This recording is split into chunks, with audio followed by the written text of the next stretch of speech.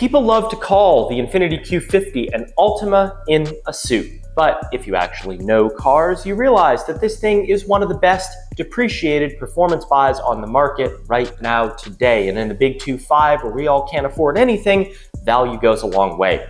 Now, the early ones, the 14 and 15, came with the 3.7-liter VQ37, 328 horsepower. It's the 370Z engine. It's solid, proven, and bulletproof, but it's nothing to write home about, and so you want to generally avoid these years. The real prize showed up in 2016, the VR30 twin-turbo V6.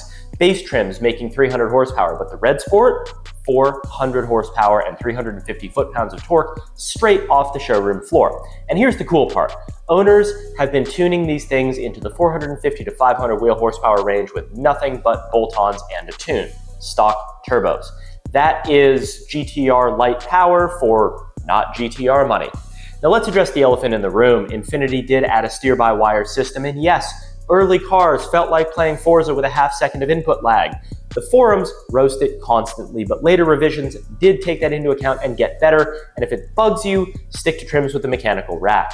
Underneath, you're working with a proper suspension setup, rear-wheel drive or all-wheel drive, if you live where salt eats cars for breakfast. Drop one of these on coilovers and it stops feeling like a semi-truck. So wheels and tires, well, the factory wheels are usually 19s with a 245, but the consensus is clear. You can fit a 19 by 9.5 with a 22 to 38 offset around 255 tire.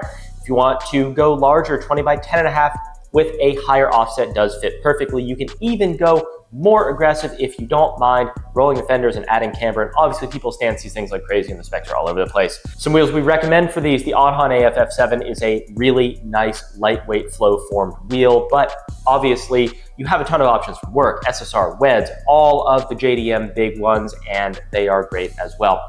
Now, here's the coolest part on the Q50s. That's the price. It's the whole game. Early VQ cars, $10,000 to $15,000. Clean red sports, $20,000 to $25,000.